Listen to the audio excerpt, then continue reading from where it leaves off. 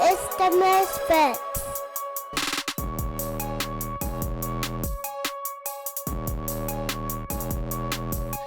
Well, I was born in the church into a family that was pretty involved, pretty active, Sunday mornings, Sunday nights, Wednesdays, whenever the doors were kind of open. And so that was kind of a big part of me and my identity. Church was a big part of everything I did. And then at some point, I think I was probably in second or third grade, my dad started working for a Christian bookstore, and then he eventually took over this Christian bookstore. So then you have this other dimension of kind of Christian content coming into your life, and this changed me. I actually wasn't much of a reader for a while. Actually, when I got into third grade, I was way behind my reading level. But as I started to sort of learn with my teacher and teach myself and skyrocket into the whole reading world, having a Christian bookstore available to me was really nice and really handy. Also, what was really cool is sometimes my dad would go to different locations and sell books at lectureships and conferences and different retreats and camps. So sometimes during the summer, I got to tag along. And I remember one camp, there's this lake in Lake Tahoe, California. There's a Christian camp that would meet for several years. I think they still might be doing it. And I tagged along to that one specifically because it was in the summer when I didn't have school and I could do that. And there I learned this thing called apologetics, Christian evidences, Christian defense. And keep in mind here, I'm in third grade, going into third grade, something around there. And I am enamored with everything. I love it, and I'm on fire. Now this whole time, I'm in the public school system, but I don't necessarily discuss a lot about faith or anything at school until we fast forward to 6th grade. In 6th grade, I had a friend. I always knew he was an atheist, but something happened in this year where I started to kind of wonder about with him and started to ask questions with him and engage with him more. And I remember one location, and I could actually take people to the specific courtyard where this took place. And in that location, I finally thought to myself, why don't other people know about this thing? I know all this evidence. Why don't other people? So that became a journey of apologetics, which we're going to really fast forward here. It turned into me starting a nonprofit when I was in high school that was dedicated to Christian evidences. I ended up getting a bachelor's degree in Bible and a master's degree in theological studies. All that because of this sort of drive that started in my youth to know more and to be quite honest, to be the person that knew more than other people. And eventually that nonprofit kind of died and those priorities changed, but this has always sort of been a part of my blood. Being so enamored with faith, specifically the intellectual side of it, but above all, my real passion is teaching what I know to others and educating them on all this knowledge that I've picked up in a way that's engaging and sort of at their level. That's my passion. It's the Misfits. Hey everybody, welcome back to Mr. Misfits. It's just me today. Brandon has been traveling for work, and the real fun part is that I now, as of the past 6 hours, am sick as well, so nobody wants to be in the studio with me. So it's just me. You're stuck with me, but don't worry, you don't have to worry about me droning on and droning on and droning on like normally happens when I'm by myself. Because today, joining us is Jake Doberenz, the wonder kid of every other field around here. So, Jake, some of you that are familiar with Christian podcasts in general may know him. He is founder, director, executive director of Theophany Media. Something like that. He is actually the one responsible for us being able to get Arthur Agajanian. He's the one that kind of introduced us, even though I don't think Jake even knows he introduced us, but he did. He has multiple shows that he is a producer of. We also talked about them a little bit. They ran a fundraiser for us at one point on Twitter. He also is a theologian. He has his master's degree already. He has been working in universities. He's working in education. He's now a teacher. He's been all over the place, and he's only 25. So, Jake, welcome to Ministry Misfits. Yeah, thanks for having me. I'm glad I'll be the one to drone on today if you're not going to do that. So it'll be great. We'll all learn something. Yeah, well, most people that have listened for any long period of time. So, for those that are somewhat new to the Misfits feed here, up until like episode 20, it was just me and then a guest. And then Brandon came on, and that was very helpful to keep me from droning on. And now we actually can do solo episodes, but if you go all the way back to episode number 6, it is the only episode where it is literally just me and the camera. And I cannot even listen to it because I am so boring when I have nobody to interact with. So if you want proof that I can be as boring as I look, just go back to episode 6. If you would rather be able to stay awake while you're driving, don't listen to that one. But Jake is here to keep me from sounding that way today. And we're going to talk about a couple of different things, but primarily we're going to dive into the world of education because both of us are educators. Both of us have some misfit views on education. Both of us have some misfit ideas on everything. So we're going to get to that. But first we want to talk a little bit about what led you to finding that calling. And that's because you are by trade a creator, correct? I don't know what I am, but I suppose, yeah, you could say that. I've always been interested in creativity and imagination, but I've always had a learning kind of desire.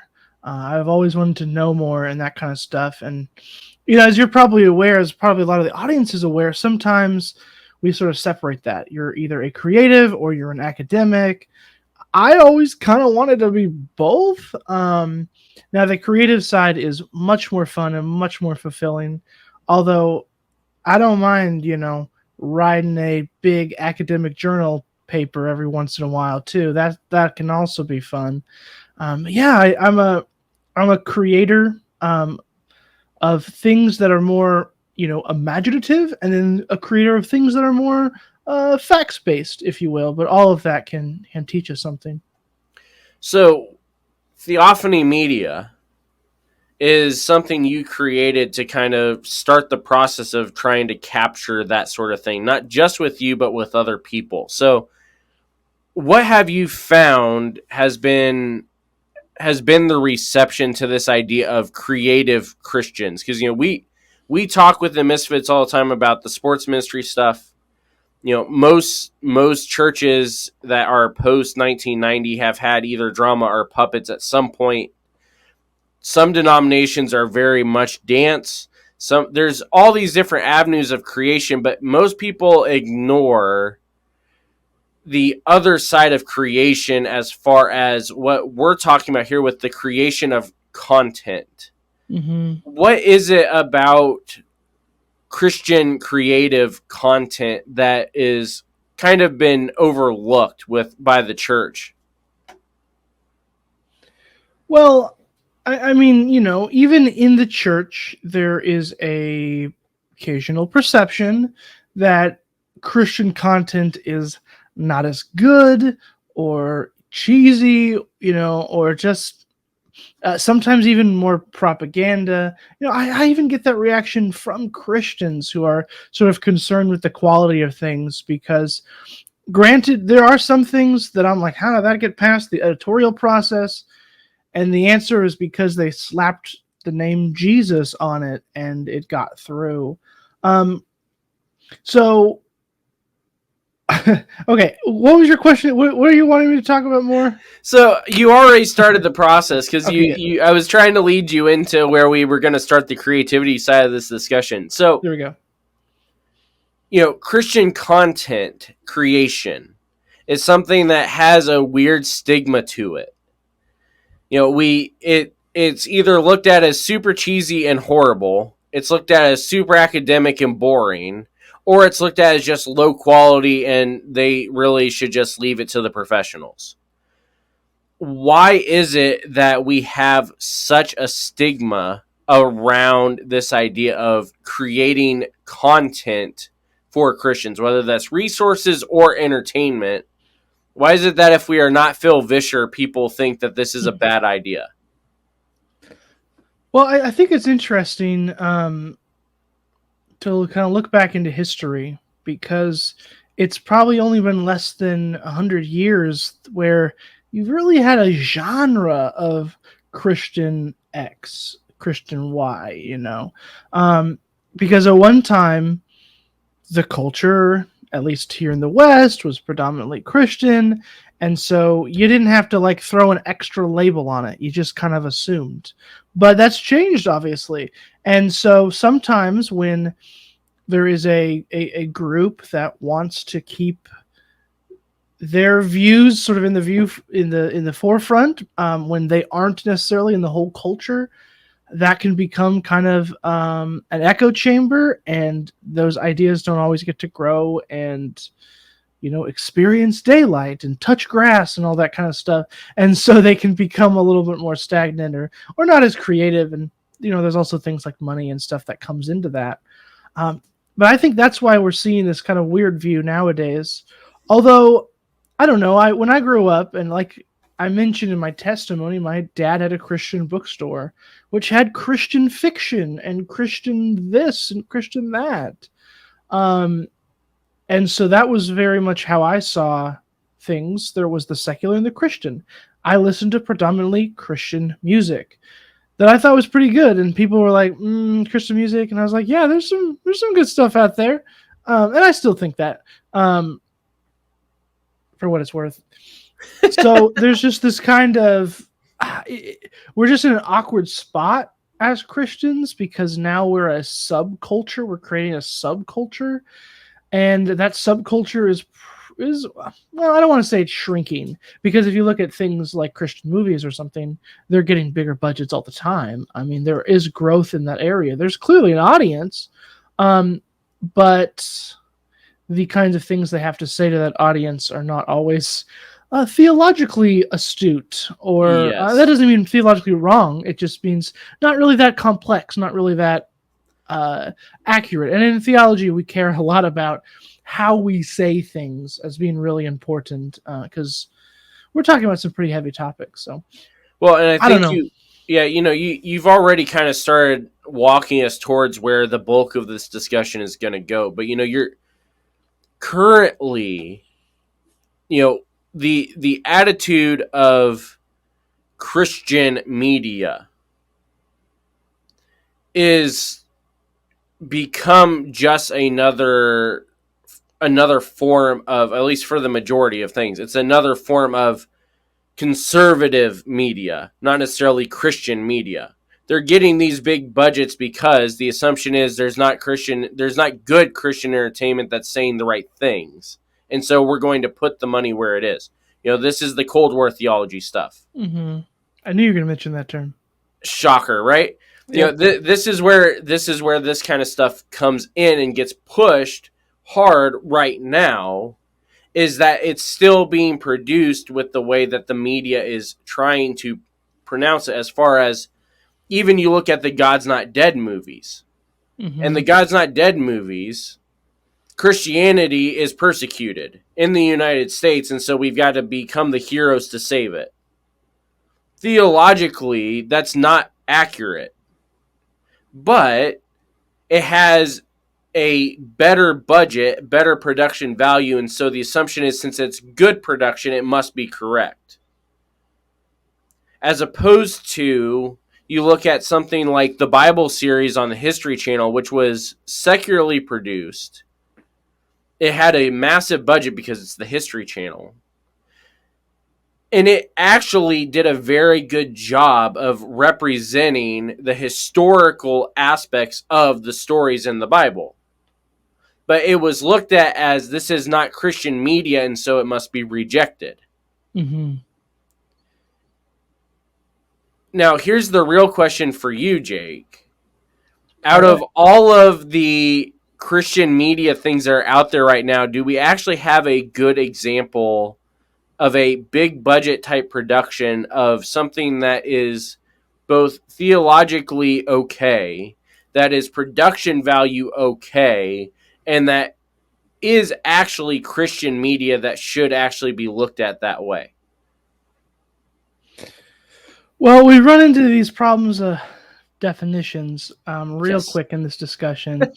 And being somebody in the Christian art community, we're commonly asking, is it Christian art or art that's Christian or art that's Right. made by a Christian? What are we actually talking about? Shout out to every debate about Christian hip hop over the past 30 years. Yes. Yeah, like what, and I'm also a fiction writer.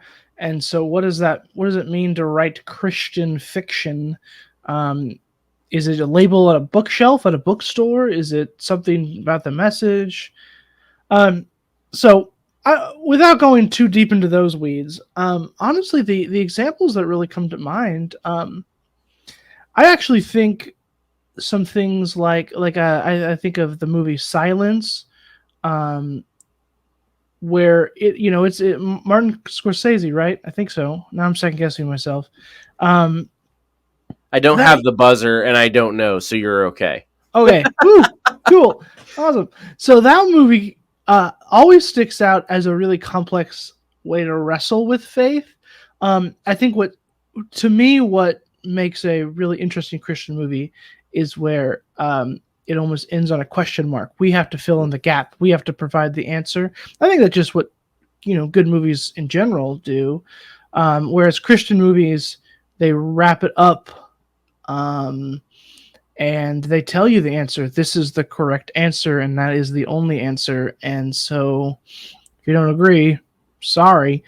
And so, something like Silence or, Hacksaw Ridge, or different things like that. They deal with Christian characters who are going through these scenarios and have to wrestle with their faith, and how does that interact in the real world. And I think those are really complex and interesting movies because of that. Now, when we're talking about more traditional Christian, I liked. Oh man, now I'm guessing. There's the Kendrick's brother movie with the police. What's that one called? Courageous. There we go. Oh yeah. I thought that one. That one had some more complexity to it and showed some people in different life circumstances. Yeah, we did wrap it up and get a church service at the end, and even the character that was stealing from the police department or selling the drugs or whatever. Yeah, he accepted Jesus to his heart or whatnot at the end. So yeah, it was a little neat, but there were some areas where that was kind of complex and interesting. I also think there's kind of this new genre of Christian comedy movies that actually have been really interesting. I'm a huge comedy guy, and I think comedy is a great way to call out some things. So there's the Church People movie that kind of is making fun of mega church culture. So that's that's a very specifically conservative Christian movie. We've had one of the leading actors and the director on the Creatively Christian podcast. Oh, nice. Very specifically Christian, but it's able to say, hey, there's some aspect of our, we're talking about us is problematic. We have some flaws in our community. And that's another thing I will say about great Christian art and things like that. It is so much better when we can point at us and say we got these problems instead of point at them and they have those problems. Right. That's the difference between God's Not Dead and Church People or something like that. God's Not Dead is that theology of us versus them. We have these enemies; they are the bad guys. But I think if if you want to be a Christian movie with a Christian message and Christian characters and a Christian salvation message at the end, the best way to do that is, poke at some Christians, talk about what we believe, make a movie it's that's not for like it's going to be insiders. hard to find things to poke at. Yeah.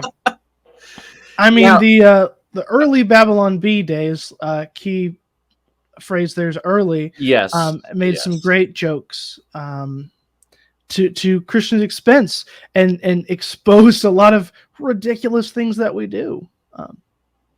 Yeah, early is the key there. Now, if you at this point are like, do they actually have a point to all this? Because they seem to be bouncing around a little bit.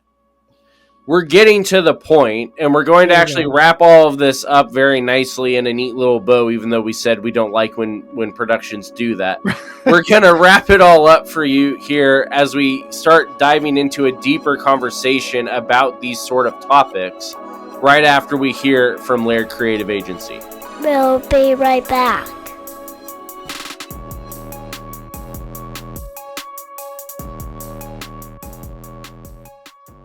Season 2 of the Ministry Misfits podcast and our awesome theme song are brought to you by Laird Creative Agency.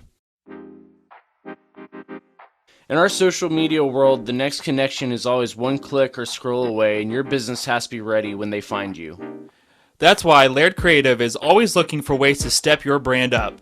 Whether you're looking to overhaul your brand one time with a new website or want to save money by outsourcing your graphic and media content, Laird Creative Agency is here to help.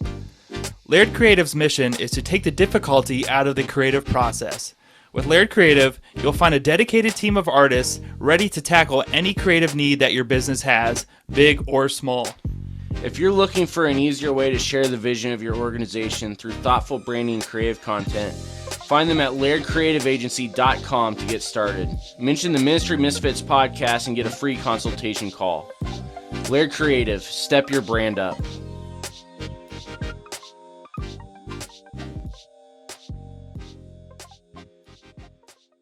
Today's a great day to start your own podcast. Whether you're looking for a new marketing channel, have a message you want to share with the world, or just think it would be fun to have your own talk show, podcasting is an easy, inexpensive, and fun way to expand your online reach. Buzzsprout is hands down the easiest and best way to launch, promote, and track your podcast. Your show can be online listened on all major platforms within minutes of finishing your first recording. We just switched to Buzzsprout for Season 2 and have immediately noticed the difference. With Buzzsprout, you get a great-looking podcast website, audio players that you can drop into your websites, detailed analytics to see how people are listening, tools to promote your episodes, and more. Podcasting isn't hard when you have the right partners, and Buzzsprout and the Misfits want to help you get started. Contact us for a free consultation call, and then visit our affiliate link to get started with Buzzsprout. Using this link not only helps support the Misfits, but it also gets you a $20 Amazon gift card. The teams at Buzzsprout and Ministry Misfits are passionate about helping you succeed. Join over 100,000 podcasters already using Buzzsprout to get their message out to the world. To find out more, go to www.ministrymisfits.com/affiliates.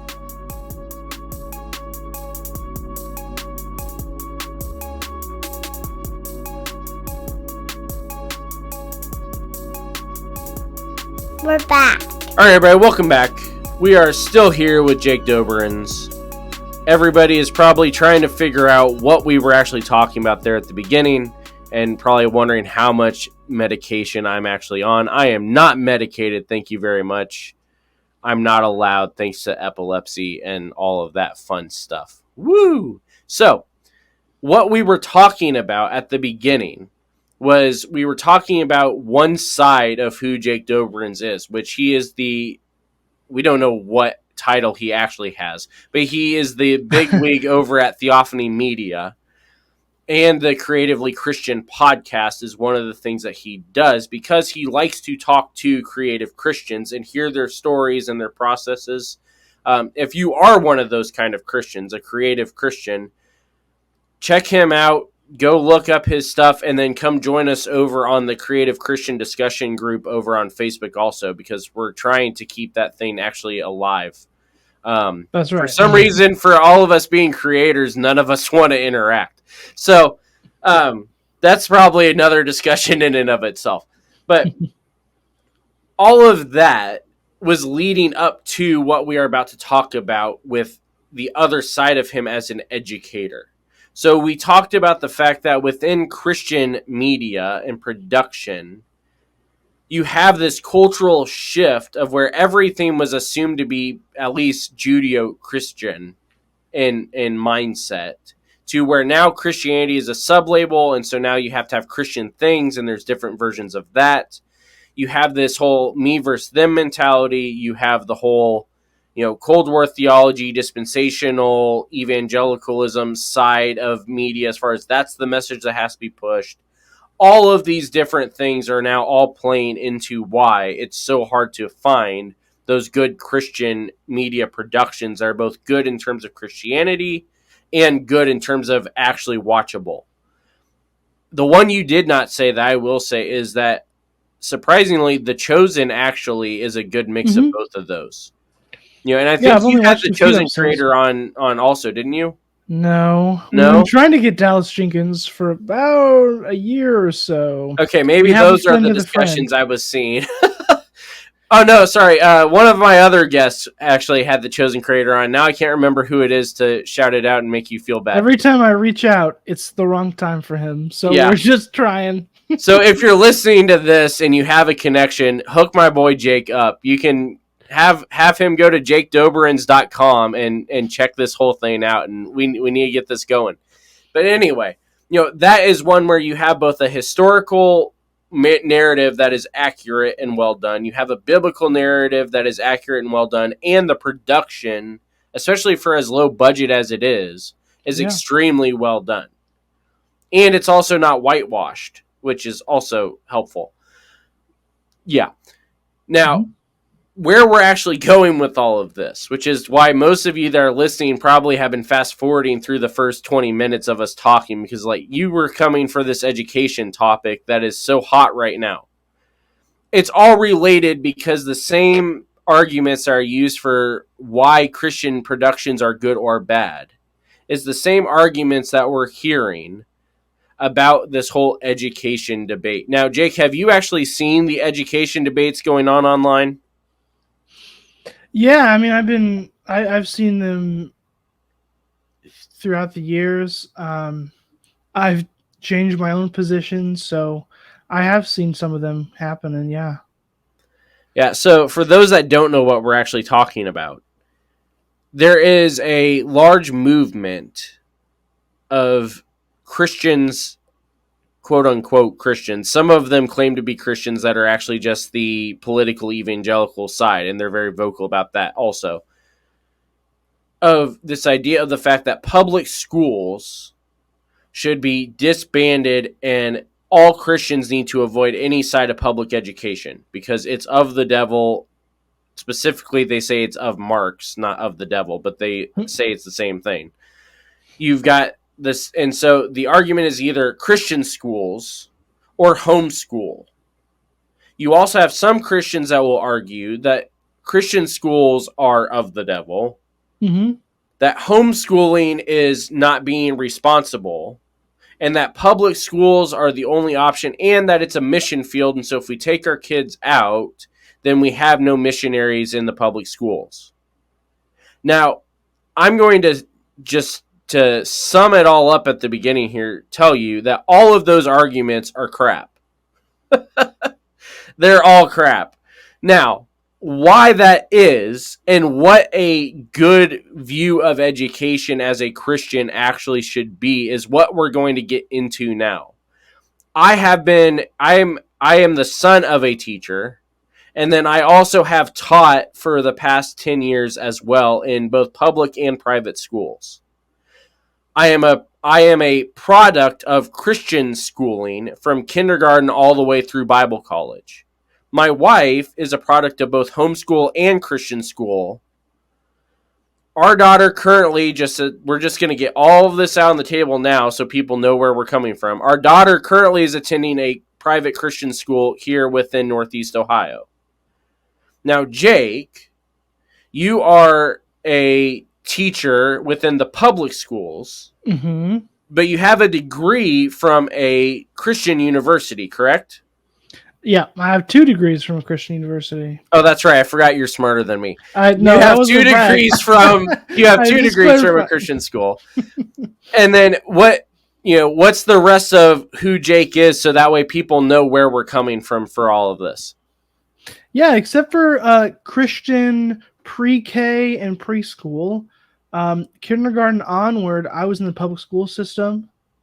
And about and I always liked public school. It provided me a lot more opportunities. My youth group at church was almost exclusively from this other Christian school, and so I often actually kind of felt excluded because they were all from this school. And so I did look at going there, but ultimately decided just for my education needs, I need to be in the public school. My brother did actually go to a Christian school in 7th grade. He went to that school. And turns out, school. yeah, The way he you was said at that school. sounded a little bitter. That school over No, there. I'm not bitter at all. He found that there is just as much darkness at a Christian school than a public school. Maybe a few less cuss words, but all in all, not that much different. So yeah. that was good for him. But for me, public school was just the option, and then I went to a Christian school. The last thing I'll say on that though is when I was young, I actually imagined I would homeschool my kids. That is actually what I thought I would do.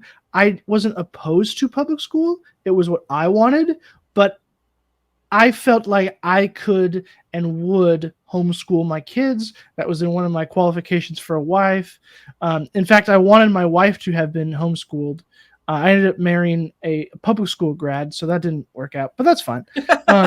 No, I'm going to save you right now. It did work out. It did work out. It did work out. So that way, if she listens to this, she's not going to be looking at you strange for the rest of the episode. Right. It did work out. He is very happy that it worked out this way.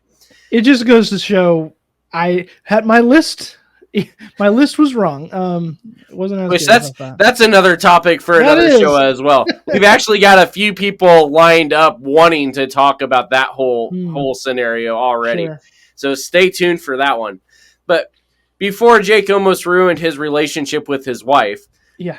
Basically what we're saying is that we have a wide range of background and viewpoints coming into this discussion. Both of us are trained licensed educators, but we both have different backgrounds from different areas within these topics. But we want to come about this the way that we do everything, as far as we want to lay out an actual theologically sound argument for what education as Christians is supposed to look like. So the first myth we need to dispel is this idea that public school is them. Christian school is being taught by us. And so obviously that makes the Christian school the better option. So Jake, we'll start with you because I think you know the obvious answer to this one already. Why is that a bad viewpoint? Why is that a wrong viewpoint? Well, I'll look at it in 2 ways. First, what's the reality? The reality is, no, public educators are not trying to crush the faith of kids. That's not happening.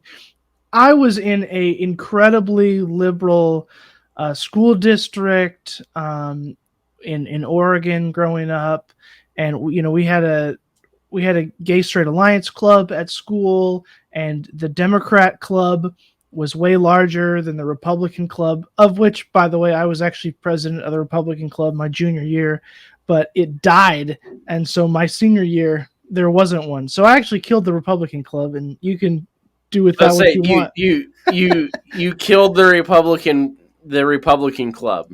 Yeah, it ended up being just me and a Democrat that went to club, and so it kind of had to die. Anyway, so the reality is, I K through 12, I was in this environment. No, even though it was super liberal, very different than many Christians' worldview, people were not trying to crush my faith. Yeah, they taught evolution, but it wasn't like, if I didn't believe this, I was a terrible person or something. I do remember my senior year, they taught about the Bible from a very historical perspective and said some things I wouldn't agree with, and now I wouldn't even agree with from a historical perspective. But nobody was trying to crush my faith. Nobody was out to get me. That's just not true. I could pray. This is a common misunderstanding. I was allowed to pray in school if I wanted to. Right. It's just a teacher can't lead it. Although one of my teachers was an associate pastor, one of our security guards.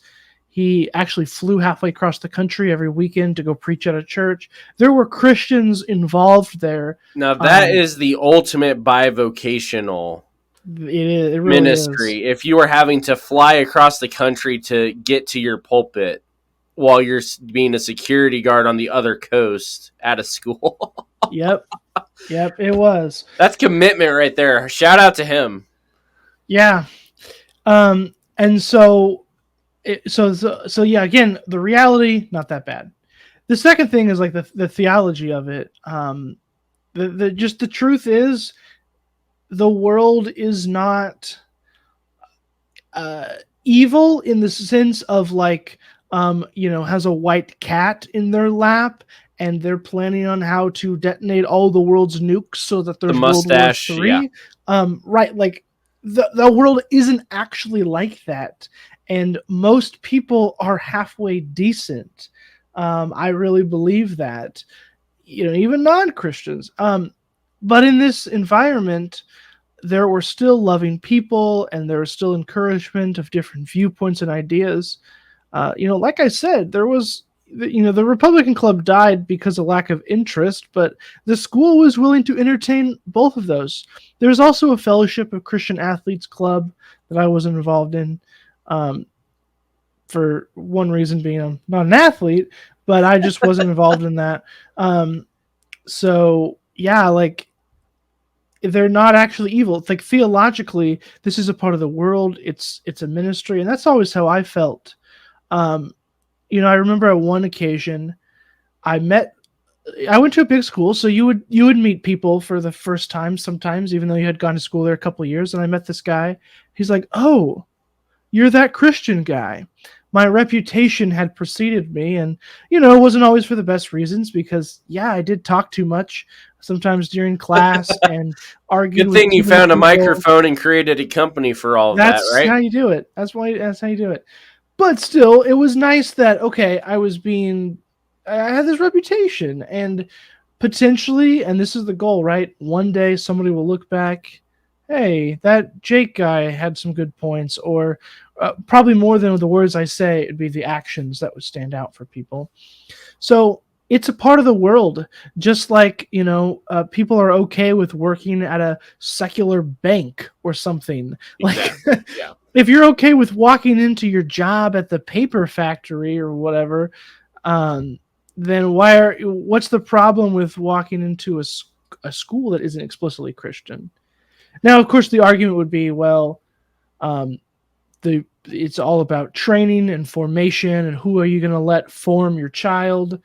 I also think, honestly, and this is coming from a teacher too, you give us way too much credit in being able to influence, and even if I wanted to propagandatize these kids, right. I don't think I could get it through. Well, and that's you not already out. You already, hit on a couple of things. The first thing though that is the two big ones for this myth that I always go to is the fact that, one, you're talking to right now a teacher in the public school that has a degree that is ministry related. It's not an us versus them. You may have pastors teaching within these schools. And I work with them. Right. I work with some people that also preach on a part-time basis or something. It's not that unusual to find Christian educators in the public school.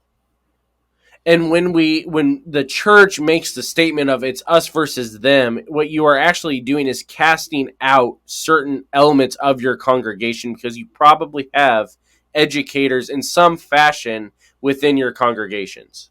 Mm-hmm. But the second part of this is the fact that we only tend to have this discussion about the schools and not the other jobs that we have. Mm-hmm. There's never any talk about the fact that, the head deacon works at a bank that has potentially foreclosed on 4 houses and put people out of their homes. That's right. No, that's right. Or, somebody that is at a store that sells certain magazines. Why is it that when we talk about this whole idea of they're coming after our kids, like we talked about with the Cold War theology stuff, we talked about with CRT, and that's really where most of these debates end up, as they're coming after our kids. Why do we want to start out their formation years in a secluded bubble to then put them out into a world that is not secluded? Now, the other side of it is what you already started walking us to, which is another myth of this idea of the training and formation years. Mm-hmm. As far as the curriculum that is being taught in the public school compared to the Christian school compared to homeschool. Now, you already kind of started the fact that, and this should be something that anybody that was a parent during lockdown should know by now. Your kids are not going to just easily change because the teacher taught them something, because the majority of the time they're not listening. It's true. Kids don't learn from lectures. They learn from their further studies and the things that they are interested in and doing the work. That's part of the one thing that homework actually is beneficial for, is them doing the work is how they learn. Regardless of who is up at the front, doesn't necessarily, now I say necessarily because we all know there are horrible teachers that actually do hinder students. And there are great teachers that make them excel. But that's due to the way they are interacting with the kids, not necessarily in the actual information that is being taught. Would you agree with that part of it? Oh, totally. I taught about the 5 themes of geography last week. I don't even think they're going to remember it into next week, let alone 5-10 years. Ideally, though, the legacy I leave is that they remember who I was as a person. I've already been privileged with kids coming up and talking to me about their struggles and the different things going on in their life. And it's my intention to try to meet with a lot of them one-on-one to just talk about how things are going, because that's going to make more of a difference. And that's what ministry is. I've been a minister. I have degrees in the subject. Honestly, ministry is about showing up and being there for people more than it is about teaching, which is funny because when I got my 2 degrees, all I really wanted to do was, teach classes at church or in a college. I just wanted to teach. I wanted the content.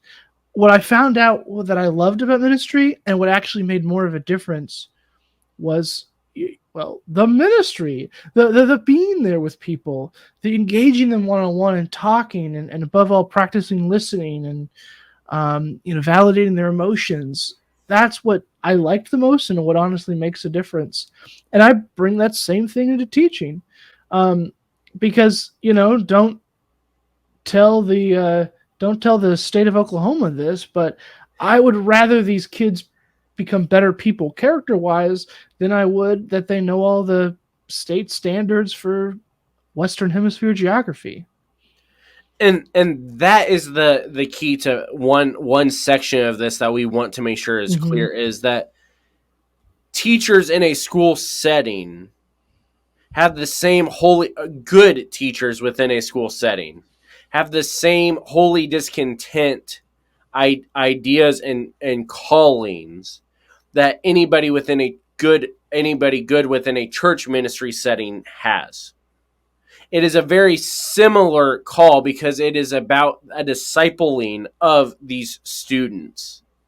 It's not just we give them the information so that they pass the test and they move on and do whatever they're going to do. It's about them being able to excel as they continue on throughout life. Right. It is very much a discipleship side of this. And so when we hear the idea of they're coming for our kids in a way that is true. They are coming for your kids, but they're not coming for your kids in a way you should fear. They're coming in a way that you should be thankful that somebody else is investing into your child. Yeah. And, obviously I think parents should totally be involved in their kids' lives. Although there's something to say about the busyness of kids' life too, but I'm not a parent, so I'll leave that to somebody else. Honestly, my kids that struggle the most in my class are the ones in the foster system, Right. are the ones with single parents, the ones that live with their grandparents. It matters that parents are involved. So whatever schooling situation you choose, I firmly believe parents and a stable home life matter so much. And that we gotta really have is, that. and that really is the real target of this whole curriculum debate. Right. Is that the majority of what determines the political outcomes, which is really what the concern is. The political outcomes of these kids have way less to do with what school they attended and much more to do with the community that they grew up with. And that's what made the difference for me, right? Right. I was a public school kid, but I had a strong Christian family. That's how I got through. Well, and even beyond just the theology side of this, academically, Totally. Rob and I talked about this on the live stream last week. These kids that Tikva is dealing with are coming out of a failing school system. But it's not for lack of financing. It's not for lack of resourcing, and it has nothing to do with what curriculum they're teaching. It has everything to do with the poverty rate, the I just lost the word. The hunger rate of these kids. It has everything to do with how many jobs their parents are having to work just to pay rent. The fact that, where these kids live, do they have to worry about whether or not they lock the door when they get home or not? Are they able to go outside and play? Are they able to do this, and this? That has way more effect than anything that a teacher can actually teach.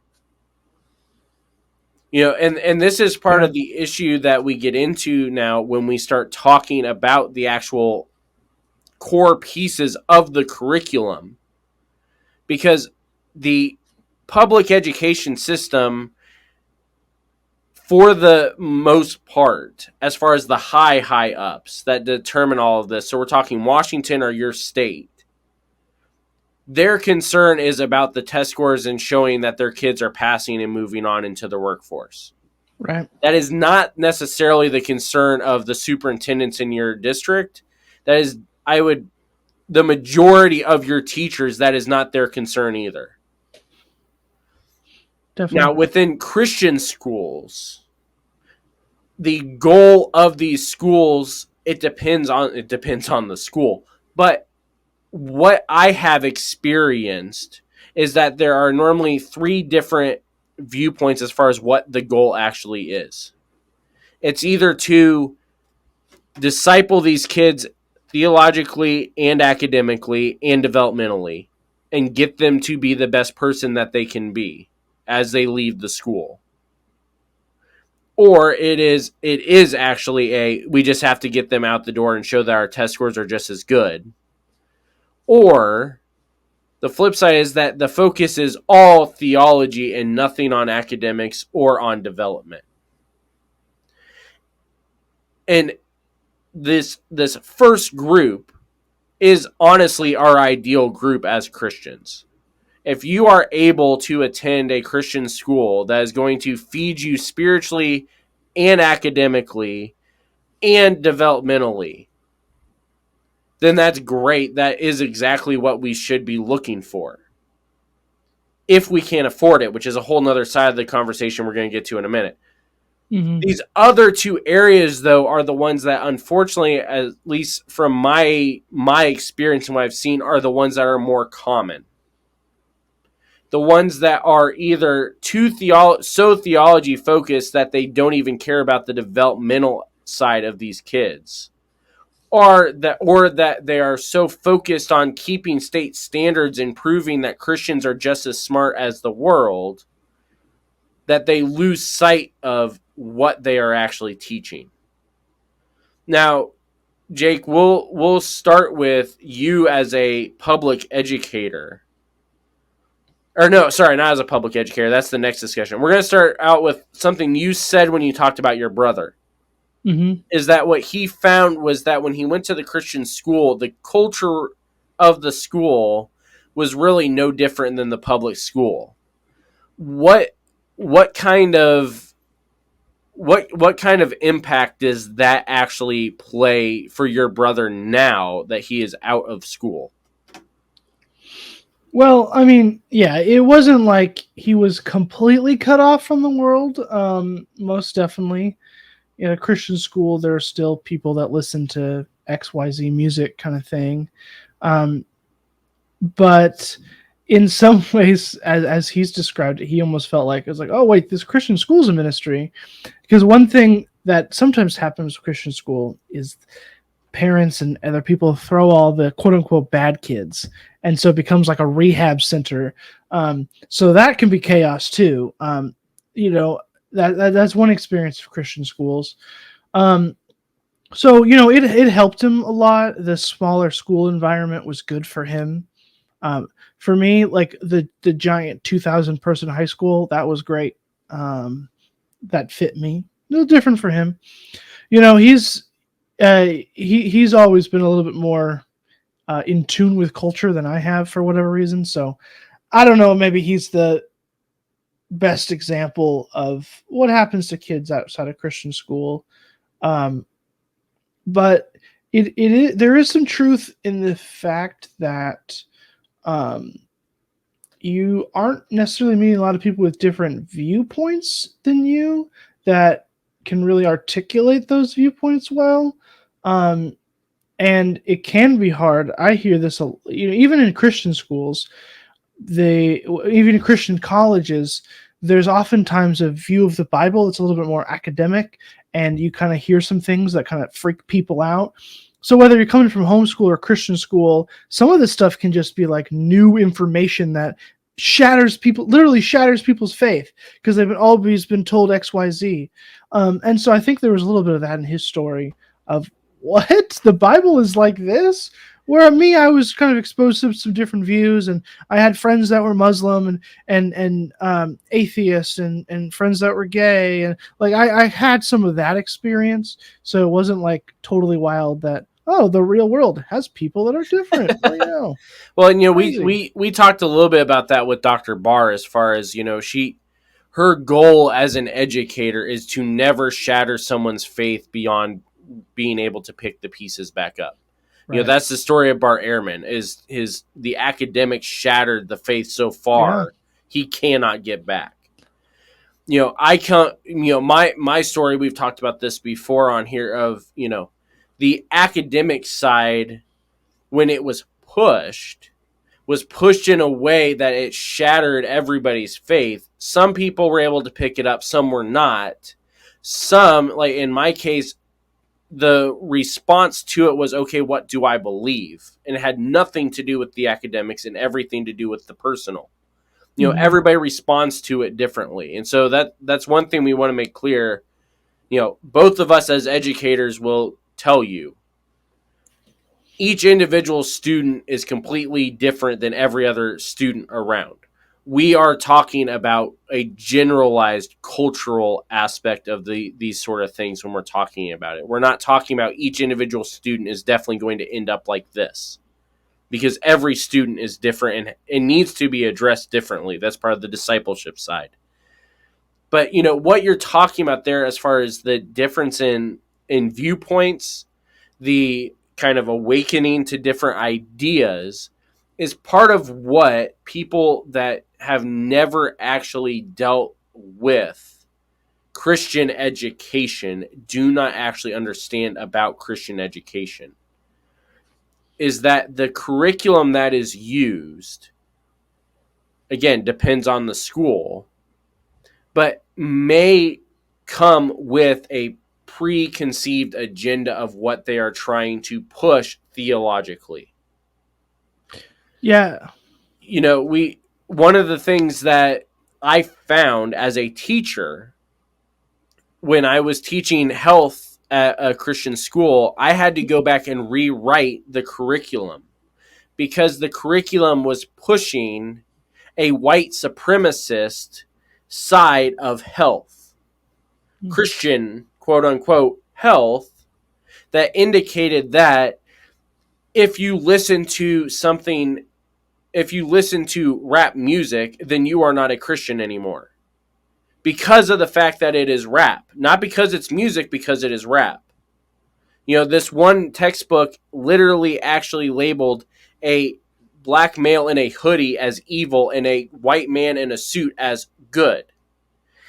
That is what it, in some cases, will be taught within Christian education if if their focus is not on developing the child, their focus is on developing the theology base that they're wanting. You don't have that within public schools. Within public schools, you run the risk of, in some cases where they are pushing agendas that are also not Christian, because they're not supposed to be Christian if they're in a public school. That's literally the whole point of separation of church and state. So, if we have this, where it is both Christian curriculum and secular curriculum, both potentially pushing something that is antithetical to the gospel and theologically unsound, what is actually the correct course of action, both as educators and as parents, Jake? We'll start with you. We'll start with me, not Yes. the other guest. Oh man. Yes. Well, I can't speak as a parent, as I mentioned. I don't know where do I start. I mean, so I guess I'll talk about a good example first of Christian education, because I did work at a classical Christian school for a little bit, and they weren't perfect. Describe for people that don't know, classical Christian schools are classical Christian schools. Let me just put it this way: they teach kids Latin. They're usually a little more academically rigorous, and they have they often kind of follow a more liturgical pattern, you know, of different older Christian traditions. Think Dead Poets Society as far as the style of school, with a slightly less standing on desks. Yes. Yes. Well, that's another part of this education talk that we can have. Sorry, continue. You were teaching at a classical Christian school. and they told us in teacher training that if a kid brings up a topic, we could talk about anything. And at the time, they mentioned Black Lives Matter. If a kid says Black Lives Matter, let's have an engaged, thoughtful discussion about this relevant topic. And that was cool. It wasn't just, let's shy away from that. That's scary. And they styled themselves as kind of trans-denominational. So they didn't take one denominational angle. Whereas the school I mentioned that my brother went to, although they've sort of shifted now, they were one very specific Christian tradition, although a lot of the kids weren't from that tradition. And I think they've opened it up where now faculty can be from other traditions, but for a while, it was more narrow. But this classical Christian school had people from all over, high church, low church backgrounds, all over the place. And so what was really good about it is how they opened up dialogue, and we could talk about stuff and be real. And of course, being a Christian environment, we could talk about the Christian angle, where I can totally share my opinion as a public educator, but I would be a little bit more careful, a little bit different. It would be different. Now, even this school, you bring up the part of the difference in terms of public and Christian school. There are two different things that you just brought up here that are different between them that really should not be. In terms, discussion among students about relevant topics is the best way for kids to actually learn. Totally. You know, We gotta that apply it to is real what's life. going on. Right. Right. Even this whole thing as far as, one of the other current debates right now going on, you're a geology guy or geography Geography. guy, Yeah. sorry. Geography guy, maps, not rocks. Mhm. Geography guy, the whole thing as far as, well, was Queen Elizabeth somebody that should be held up in honor, or should she be held up as a war criminal? Those kind of debates within a education setting with a trained educator that knows what's going on in the world and that is invested in developing students is able to lead these students in that kind of discussion to where it will benefit the whole, not tear the whole down. Mm-hmm.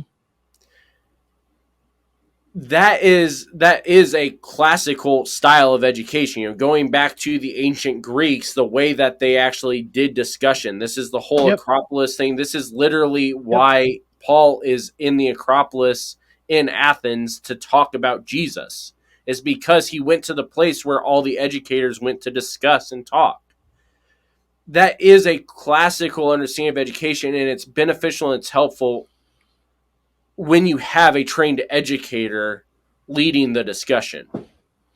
Yeah. On the Christian education side of this, it is super beneficial and super helpful, especially when you have a Christian educator leading all of this and able to then dive into, okay, we've discussed all this. Now let's actually look at what the Bible says about it.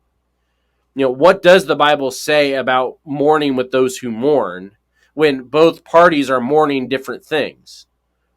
That's really the heart of the discussion about Queen Elizabeth. Is both parties are mourning. Who do we mourn with when everybody's mourning? How do we do this sort of thing? That is a discussion that is beneficial and helpful to everybody involved. But unfortunately, what happens in some, and again, this is a generalization, this is not every single one, and that's why we're having this discussion, is that unfortunately in a Christian school setting, is that in some cases you do not have trained educators leading this discussion. Or if you do have trained educators leading this discussion, at times those discussions are not even allowed to take place. That's right. Yeah. I as a teacher at one school had the administrator shut down a class discussion about what the Bible has to say about depression. Because the word from the principal's office and the pastor that sits next to the principal's office was, Christians can't talk about that kind of stuff. We don't want that kind of stuff talked about in our church. Right. But the discussion was happening because we had just had a student in the school district commit suicide the day before, and he was personal friends with multiple students.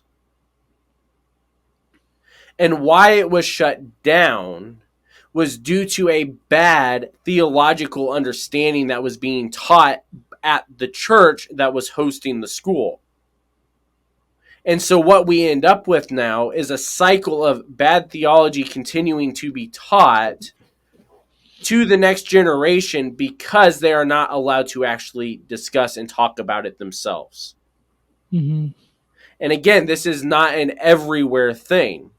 But this is where, from a parent perspective, the important side of this is that you as the parent know what is being taught. Not because you need to be, and Jake, I'm sure you're going to have plenty of examples of this. If you don't already, you will here in the next 2 months. Not one of those parents that has to know every single detail of what's being taught so that way they can tell if you're a good teacher or not.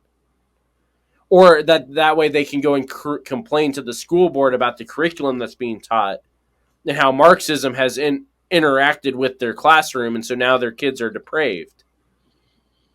But a invested parent that wants to know what the kids are learning so that those discussions can happen at home, not just at school. Mm-hmm. And that even if you're in a public school setting and having that discussion, they can still have that discussion with an adult that's invested in their life that can come at it from a Christian perspective, you as the parent. discipleship is really the key to this entire discussion. Sure. Because I cannot tell you whether or not public, private, or homeschool is the best option for your child. You have to make that decision for yourself and for your individual child. Based off of what school system you're in, based off of your financial status, based off of the child that you have, based off of, who that is teaching as far as the school's reputation, based off of all of these different, do they offer programs that my child is interested in that will help them develop further the creative side of them? Do they have teachers that will help develop the creative side of them? And that may even be able to offer them a podcast slot in the future. Shout out to all of Jake's students. Those are the sort of things that we actually need to look at as parents when we are talking about this discussion. Not what your pastor is claiming is happening in the school. Not what Fox News or CNN is claiming is happening in the school. Not what the crazy former superintendent, I don't know if you saw this video from a couple days ago, that a former superintendent in North Dakota that went on a rant about how CRT has infected the school and that's why he left, because now they're saying that slavery was bad and not good. Those are not the things that should affect our decisions as parents. What should affect our decision as parents is what is in the best interest of my child, spiritually, academically, and developmentally. Whether that's private school, whether that's Christian school, whether that means that we have to homeschool. Jake, you as an educator, did anything that I say there sound off? Nope. Got my stamp of approval there. I think, though, like what you're just talking about there at the end, like, man, if knowledge is threatening your views, maybe your views are not that good. It's something to think about, at least. 100%. Yes. It always floors me. I mean, I had an uncle. I have an uncle who's very strongly an atheist, and he accused my parents of brainwashing me because they took me to church and I was a Christian, that kind of stuff. But my response was, man, I go to public school. Like, man, I see the other side of the story. I've read the different things. Like, it's good to see all the sides because, we don't want to be brainwashed, obviously. But it comes right back to that element of discussion, of engaging with these ideas. Obviously, be age appropriate. Right. You're going to talk about sex differently, if it's a 7-year-old to a 17-year-old kind of thing. There are totally age appropriate kind of things, but we got to be having conversations. Hopefully they're happening at school. Like, in an ideal world, yes, obviously your kid spends 6 to 7 hours at school. Hopefully that's a really good supportive environment where they can excel and succeed. But even still, like, we can do stuff on home and on the weekends. There are other opportunities to engage in these different ideas, no matter what kind of schooling is chosen. But let's engage with people that are different than us. I think that would be cool. I think that would change the world a little bit. Well, and you just, as we close out here, you just said there really is the kind of epitome of why this discussion has suddenly got so heated now. Because I know that this discussion has been heated multiple times throughout the past, but especially now, is that the same arguments, we already said, the same arguments that are being used about media are being used about school choice. The same arguments about CRT, this whole idea of they're coming for your children and they are brainwashing, is the same thing that is applied throughout the rest of the education field. And even this idea of, as far as why deconstruction is bad, is this idea of, well, if you go and study something outside of what I have approved for you as your pastor, the slippery slope fallacy of you're going to fall into something else. Mm-hmm. And ultimately, at the base of all of that is a level of fear.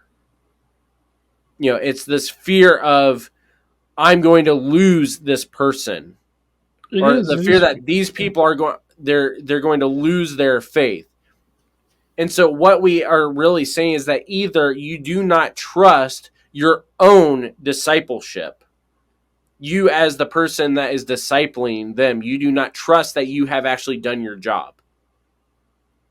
Or you do not trust the person you have been discipling, that they actually have been listening, or that they actually believe what they've been telling you they believe. If you are so concerned that they're going to be so easily swayed, the issue is not with where they are going. The issue is what they started with at the beginning. Mm. And we are not supposed to be in a position of fear. That's 1 Timothy, right? We are not given a spirit of fear. We are given a spirit of faith and love and confidence, and we know that we have victory through Christ. We are not supposed to be in a position of fear all the time. And once we actually allow that to take heart, where we don't have to fear our kid going into a public sector because we know that we have trained them up in the way they should go. Mm-hmm. As parents at That's home, as the children's ministry workers at church, as public school teachers that know that they have at least instilled this idea of what character is in this child. We've taught them empathy, we've taught them character, we've taught them self-confidence, we've taught all these different things. Even without being able to do any theology with them, we are confident in the way that we have trained them up. We should not have to fear where they are going. But at the end of the day, some choices are just out of our control. Right. I think that's important to mention. I know that I've known several really great Christian parents. Their kids walk away from the faith. Right. And that's not their fault. They did the best they could do. And it's not healthy to get caught up in, well, what else could I have done? Ultimately, we can't actually control other people. I think some Christians, as much as we would love, yes. That. Yeah. We actually can't control people. Right. We can just do our best. And and part of what you're talking about there, the theology side of this is it shows us this flawed missiology that we have. That's right. That we are responsible for people's belief. Yeah. Yeah. Everyone is responsible for their own beliefs and their own convictions. And so our job is to, again, train them up in the way they should go, teach, correct, rebuke, training in righteousness, those sort of things. And then, again, it's a matter of trust, both that you have done what God has asked you to do, that they have listened, and then, again, trusting that God knows what he is doing, because the Spirit is the one that convicts, the Spirit is the one that holds. And so we need to let ourselves off the hook a little bit and allow our children to be off the hook a little bit as well. Now, Jake, before we go, you've got a few links for people if they want to get in touch with you. Walk us through, first of all, Theophany Media. What is Theophany Media? Give us a brief rundown. Theophany Media. Theophany Media is whatever I want it to be. Kind of semi-true, actually. Yeah, we're a company that tries to creatively communicate Christ. And I hope it will be kind of my umbrella for all sorts of wild, zany future projects. Right now, we pretty much focus on helping Christian creatives, but I'd love to get to the point where we're producing more things by Christian creatives, all at that intersection of theology and good art. So that's the brief rundown. And then we have currently the best way to do that. Yeah, Creatively Christian Podcast. That's the place to go if you want to hear them. And then they also, again, have a discussion group on Facebook that needs to be used more often. The group is called Creative Christians Working Together. That's right. That's what it was. I couldn't remember. I was thinking it was Creative Christian Think Tank, but I was like, that doesn't sound right. Creative Christians Working Together. But you also are your own brand as well. So I am. what's going on with you, Jake? Give us some information about you and what you're working on. Yeah, I have one book published. It's called Who We Are. It's about Christian identity. That was back in my youthful days of being 23 or something like that. So long ago, yeah. I know. But I'm always working on new projects. I got some different things in the pipeline. One about how churches can reach young people. Hint, hint, it's all about listening, actually, more than speaking. Imagine that. It's I know, like we crazy. almost spent an hour talking about that today. I know. And I am hoping to put together a collection of essays where the working title is The Incredible Burden of Being Smarter Than Everyone Else. He says with 2 degrees. Yeah. Well, more of a tongue-in-cheek essay about humility that I've had to learn over the years. But that book will mostly be based off of my newsletter, because my newsletter, which you can go to sendfox.com/Jake Doberenz, it's now called A Christian in Public. But every week I tell a story that's highly humorous, but that has kind of a faith point. I kind of draw some faith point out of this, whatever story happened to me or something like that. So it's a way to brighten your Friday mornings and get a little kind of a devotional thought, but more, in my opinion, entertaining than your typical devotional. So there you go. Awesome. And then all of this will also be on the website. So his book will be in the book section. All those links he just mentioned will be on his guest portal as well. So if you want to find out more, go to the website, ministrymisfits.com. Specifically, if you want to find him, ministrymisfits.com/guests, and then scroll all the way down to the bottom and you'll be able to find him, as well as the things coming from our other guests as well. In the meantime, if you want to support the Misfits, you can do that in a couple of ways. One of those is by going to patreon.com / Ministry Misfits. There are 4 levels there that you can join monthly to support us, and that money goes towards doing all this production fun stuff.